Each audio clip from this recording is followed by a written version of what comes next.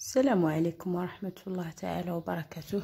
الفيديو نتاع اليوم نقدم لكم فيه طريقة نتاع طبق تختلف التسميات نتاعو، كل واحد كيفاش يسميه.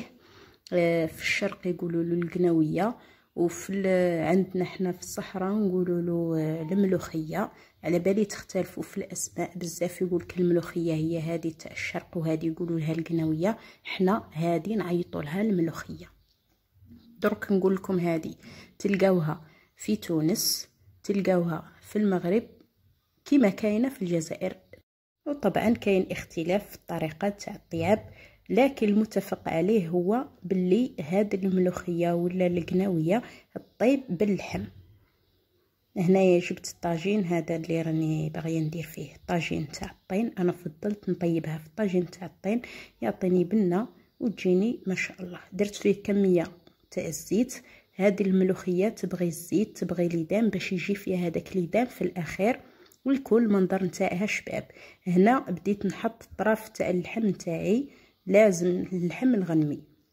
هذا شيء يتفقوا عليه كاع هذوك الدول اللي ذكرته لكم سابقا، كاع يطيبوها بالغنمي باش تجي بنينه. والاختلاف كاين اللي يقليها، كاين اللي يقليها في الزيت عادي يديرها في لاصوص تاع اللحم. حنايا ما نقلوهاش، دوك من بعد نوريكم كيفاش نطيبوها. هنا لازم اللحم تاعي نقليه من الجهتين مليح مليح، نبدا نقلب فيه كل مره، ومن بعد نضيف له باقي المكونات. دائما كما تعرفوا السر نتاع البنه نتاع الاطباق هو التقليه المليحه. من بعد هنا عندي حبه تاع بصل تكون متوسطه، وحبه نتاع الطوماطيش نرحيها، ونرحي لها سنينات تاع الثوم باش تجيني بنينه. بعد ما يتقلل اللحم نحط هذاك البصل.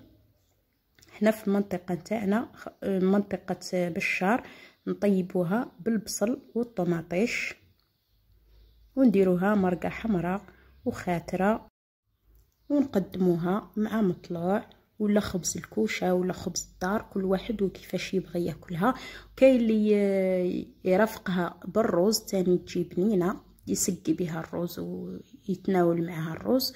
وكاين بعض المناطق اللي في الشرق تاع الجزائر اللي يزيدوا لها الدنجال في لاصوص، يديروا الدنجال. بالنسبه هنايا خليت اللحم تاعي والبصل هذا كي يدبالوا مليح، ونجي نوريكم الطريقه اللي ننظف بها الملوخيه. هنايا انا نستعمل السربيته تجيني مليحه، نحس باللي هذاك الشوك يتنحى لها خير.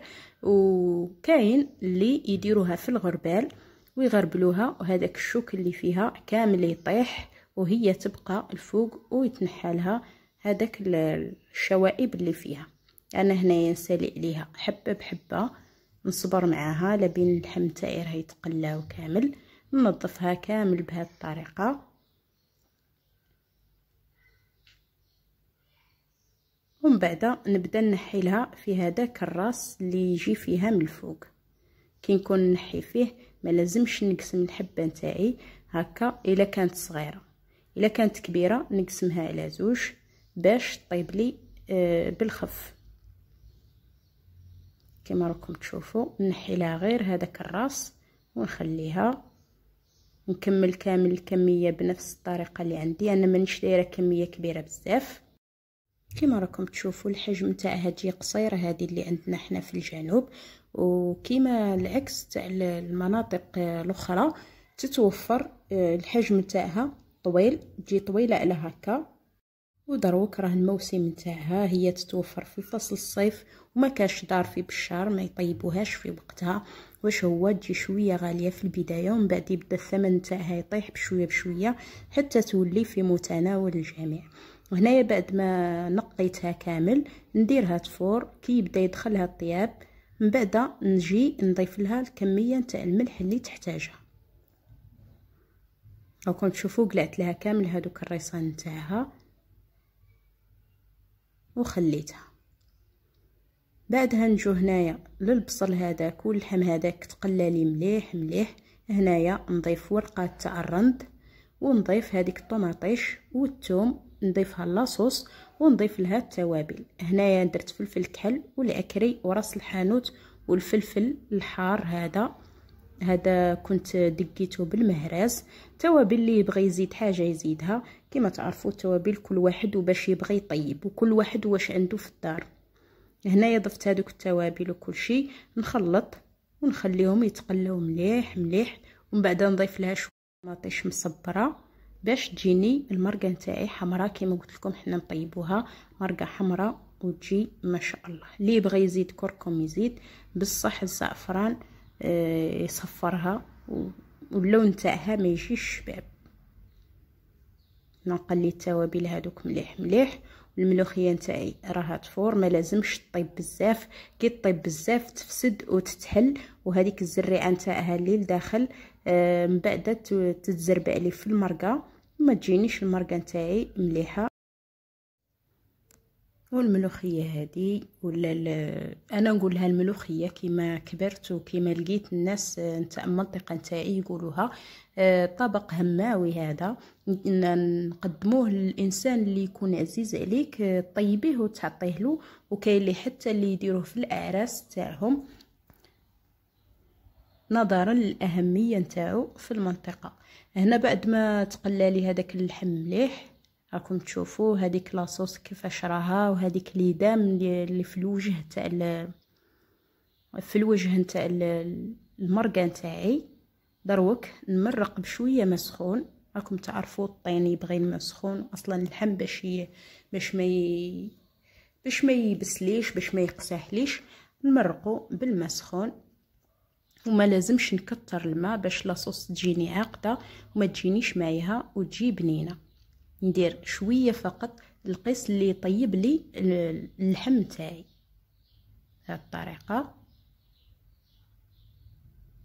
وهي في الاصل كي تكوني تمرقي ديري شويه وخلي، الى خصك زيدي ولا ما خصش يجي هذاك هو خير من اللي ديري من بعد تقعدي تحوسي كيفاش تنشفي المرقه نتاعك. من الاول مالا روحي لها تمرق بشويه بشويه حتى تحصلي على مرقه بنينه وعاقده بلا فرينه بلا والو.